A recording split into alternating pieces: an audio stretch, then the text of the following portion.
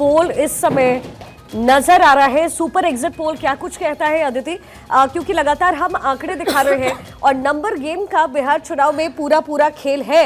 तो मेट्राइज आईएनएस का आंकड़ा कह रहा है एनडीए के खाते में 147 से 167, महागठबंधन 70 से 90, वहीं पीपल्स पल्स का 133 से 159, महागठबंधन के खाते में 75 से 101, दैनिक भास्कर 145 से 160, महागठबंधन के खाते में 73 से 91। जेवीसीज पोल के मुताबिक एनडीए के खाते में बिहार से जो सीटें जा रही है 135 से 150, महागठबंधन 88 से 103, पीपल्स इनसाइट का 133 से 148 और महागठबंधन 87 से 102। और अदर्स के खाते में बहुत मामूली से आंकड़े अदिति यहाँ पर नजर आ रहे हैं। जाहिर है बिहार का जो चुनाव है वो बड़ा इंटरेस्टिंग हो जाता है और इस बार भी ग्राउंड पर उतरकर ऐसा लगा कि जो नेक टू नेक फाइट है वो एनडीए और महागठबंधन में अदिति नजर आ रहा है, लेकिन सुपर एग्जिट पोल के आंकड़े कुछ और कहते हैं। शिखा, वैसे तो ये सवाल मुझे आपसे पूछना चाहिए, लगभग 2 महीने का समय था जब आप ग्राउंड पर वहां पर मौजूद थी, लेकिन अब एग्जिट पोल क्या है, और सब मेरे सामने जितने एक्सपर्ट्स बैठे हैं वो भी हंस के मुस्कुरा के इस बात को अग्री करेंगे कि आजकल एग्जिट पोल बस होता है, विश्वास कितना है वो कहीं ना कहीं देखना पड़ता है रिजल्ट के हिसाब से। लेकिन फिर भी जब जमीन पर आप उतरे तो खुद आप बताएंगे, मैं आपसे चर्चा कर रही थी, एनडीए का परफॉर्मेंस बहुत अच्छा है और उससे भी ज्यादा ये 20 साल बाद जो नॉर्मली लोग शिकायत करते हैं, इस बार कहीं ना कहीं महिलाएं थैंक्स गिविंग कर रही हैं कि नीतीश कुमार से जो लिया है सूद समेत वापस करना है। इसकी वजह इमोशनल हो सकती है, इसकी वजह एक फेयरवेल हो सकता है कि शायद ही उनका आखिरी चुनाव है, बहुत सारी वजह है जिस पर हम चर्चा करेंगे। लेकिन नीतीश कुमार अच्छा परफॉर्म कर रहे हैं, लेकिन इन आंकड़ों के हिसाब से बीजेपी भी अच्छा परफॉर्म कर रही है। मैंने बीजेपी के कई नेताओं से बात की तो उन्होंने ये कहा कि जेडीयू शायद ज्यादा अच्छा परफॉर्म कर रही है, इसी वजह से उन्होंने बार बार बीजेपी के दफ्तर में नीतीश कुमार का पोस्टर लग जाना अपने आप में बहुत कुछ बयां करता है। लेकिन हम आगे चर्चा करेंगे। बट शिखा, मुझे लगता है आज बहुत सारे सवालों का जवाब आपको देना चाहिए क्योंकि आप जमीन से आए। बिल्कुल, वहां पर ग्राउंड पर हमने जो देखा है वो कांटे की टक्कर जरूर नजर आई है, लेकिन आंकड़े क्या कुछ कह रहे हैं। और सुमित श्रीवास्तव इस समय प्रवक्ता बीजेपी हमारे साथ एक एक करके तमाम गेस्ट के पास हम जाएंगे, लेकिन शुरुआत सुमित जी आपसे करते हैं। सिंगल लार्जेस्ट पार्टी बनने की ओर बीजेपी क्या बिहार में अग्रसर नजर आती है? ग्राउंड में हर जगह एक बात बहुत कॉमन नजर आई और वो नाम था प्रधानमंत्री मोदी का। अगर आंकड़ों के मुताबिक हम जाएं, एनडीए अगर जीत रही है और मान लीजिए बीजेपी सिंगल लार्जेस्ट पार्टी बनकर उभरती है, तो बिग ब्रदर की भूमिका क्या बीजेपी निभाएगी या नीतीश कुमार को सर्वोपरि रखेंगे?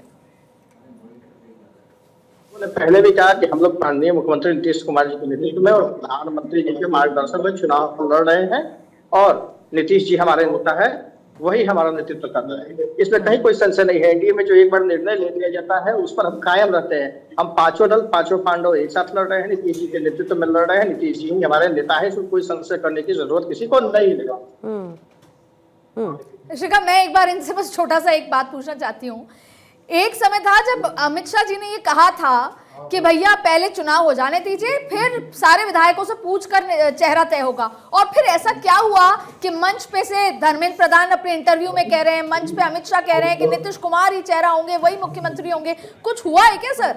ये जमीनी फीडबैक कुछ और आया था? देखिए, हम लोग नीतीश जी के नेतृत्व में चुनाव लड़ रहे थे, वो हमारे नेता है, ये शुरू से हम लोग कहते आए हैं। और आप जिस पॉइंट की बात कर रहे हो, इस वैधानिक प्रक्रिया है। ये प्रक्रिया 2024 के लोकसभा चुनाव में भी हुई थी जब प्रधानमंत्री जी को एनडीए का प्रधानमंत्री घोषित किया गया था। तो पहले भाजपा के संसदीय दल के सांसदों ने उनको नेता चुना, फिर एनडीए के सभी दल के प्रमुख नेताओं ने उनको वहां पर नेता चुना, उनको माला पहना करके नेता बनाया। तो एक वैधानिक प्रक्रिया है जिसकी चर्चा गृह मंत्री जी ने की थी, लेकिन उन्होंने कई बार स्पष्ट किया, कई मंचों से उन्होंने कहा कि दिल्ली में मोदी जी और बिहार में नीतीश जी, इसके अलावा कहीं कोई वैकेंसी नहीं है। तो इस पे बिल्कुल स्पष्ट है एनडीए। संजय जी, आप चूंकि स्टूडियो में मौजूद हैं और आपने इस नंबर गेम को भी समझा है और किस तरीके से पल पल जो है बिहार के समीकरण बदल रहे थे, और जैसा कि मैंने कहा भी कि एक समय में ऐसा भी लगा कि एक बार फिर से जो आरजेडी है उसकी वापसी हो सकती है, क्योंकि युवा इस बार बहुत बड़ी भूमिका निभा रहे हैं। एमवाई समीकरण पर ही पूरा चुनाव टिका हुआ था।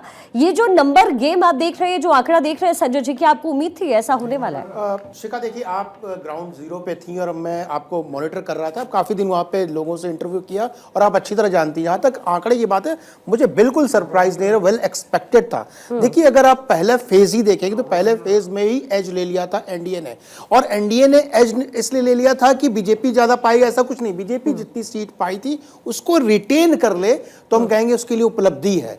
इसमें सबसे बड़ी उपलब्धि मैं मानता हूं जेडीयू की और नीतीश कुमार की। जो भी परसेंटेज बढ़ा है, जो 65.8% जो है, वो कहीं ना कहीं महिलाओं का टूवर्ड्स नीतीश कुमार है। अगर आप नीतीश कुमार जी को देखेंगे महिलाओं के लिए प्रोस्पेक्टिस, आपने तो वहां पे पूछा होगा प्रश्न, महिलाएं पहली पसंद नीतीश कुमार है, सेकंड पसंद जो है मोदी जी। मैं बिहार की बात कर रहा हूं, नेशनल बात नहीं कर रहा हूं। तो कहीं ना कहीं मुझे सरप्राइज नहीं हो रहा। आपके एग्जिट पोल में भी दिखा रहा है कि महागठबंधन का जो है कहीं ना कहीं जो सीट 2020 में आई थी उससे कम हो गई, यानी 55 के आसपास दिखा रहा है as per the exit poll. और वही होने वाला है कहीं ना कहीं। भारतीय एनडीए का गठबंधन जो है 85 सीट पे जाएगा फेज 1 में, और दोनों मिलाकर के तकरीबन 135 से 145 तक जाने की उम्मीद है। हाँ अदिति, पिछला अगर चुनाव याद हो तो चिराग पासवान ने बड़ा डेंट किया था, खासतौर पर नीतीश कुमार की पार्टी को बड़ा डेंट हुआ था। इस बार चिराग भी हेल्पिंग हैंड में है, और जब उनसे वहां पर सवाल मैंने भी पूछा कि लोग कह रहे हैं, महागठबंधन कह रहा है कि आप मुख्यमंत्री बनना चाहते, तो उन्होंने कहा नहीं, जब मैं बीजेपी के साथ हूं डेफिनेटली मैं चुनाव लड़ना चाहता हूं और अगली बार देखूंगा, इस बार तो कम समय था इसलिए मैं लड़ा नहीं। लेकिन उनका नहीं लड़ना अकेले सिंगल हैंडेड, वो कहीं ना कहीं नीतीश कुमार को हेल्प कर रहा है। अदिति बिल्कुल कर रहा है, और ये बीजेपी ने तय किया। जब वो बाहर से लड़े तब भी बीजेपी ने तय किया था, वो अंदर लड़ेंगे तब भी बीजेपी ने। मुझे याद है जब चुनाव टिकट वितरण हो रहा था तो अमित शाह ने और खुद प्रधानमंत्री नरेंद्र मोदी ने ये बात इंटरनल लेवल पर कही कि आप बाकायदा एक बैठक कीजिए। जो संगठन के मंत्री थे उनसे कहा कि आप पटना में जाइए, बैठक कीजिए, और बैठक में क्या मैसेज देना है? बैठक में मैसेज देना है कि चिराग पासवान साथ लड़ेंगे। अब देख लीजिए, क्योंकि एक समय आया था बीच में जब बीजेपी के कार्यकर्ता और चिराग पासवान के कार्यकर्ताओं में था, और जेडीयू और चिराग पासवान में तो था ही। तो जानबूझकर एक थॉट प्रोसेस के साथ ये मैसेज दिया गया शिखा कि आप जो भी है, प्रधानमंत्री जी का से ये है कि चिराग पासवान साथ लड़ेंगे। वजह देखिए, इस बार बीजेपी को पता था, और वैसे बीजेपी फूक फूक के कदम रखती है, चुनाव जीतने के लिए लड़ती है। तो उनको लगा था कि जब तक एकजुटता नहीं दिखेगी ना, क्योंकि पार्लियामेंट में एकजुटता महागठबंधन की और विपक्ष की दिख रही थी, एकजुटता नहीं दिखेगी तब तक मजा नहीं आएगा। तो इस बार, और आप देखिए कैसे कैसे फेजेस में ये फेड हुआ। पहले ये हो रहा था कि नहीं, नीतीश कुमार साथ भले ही है लेकिन अनाउंस नहीं करेंगे, और आप देखिए कैसे उनको लगा कि जमीन पे जेडीयू के कार्यकर्ता बीजेपी के वोट नहीं पड़वा रहे, तो तुरंत ये कहा गया कि नीतीश कुमार, या ईबीसी वोटर साथ नहीं दे रहे तो तुरंत कहा गया। बीजेपी भांप लेती है, भांप लिया। लेकिन एक, क्योंकि महिलाओं की बात हो रही थी, तो अक्सर एक बात कही जाती है शिखा, और आप इससे इत्तेफाक रखेंगी, कि उनको मकान दिया जाता है तो वो घर बना देती है, आटा दिया जाता है तो रोटी बना देती हैं, सब्जी दी जाती है कच्ची तो वो खाना बना देती हैं। महिलाओं को आप इतना सा दीजिएगा वो रिटर्न में बहुत देती हैं। महाराष्ट्र का नतीजा, बम्पर जीत बीजेपी की। झारखंड में बम्पर जीत आप देखिए जेएमएम की, हरियाणा में, और बीजेपी बिहार में भी यही है। अगर नीतीश कुमार इस तरह से जीतते हैं 20 साल बाद भी, तो महिलाओं को सुरक्षा दी, और रिटर्न में देखिए क्या महिलाएं दी।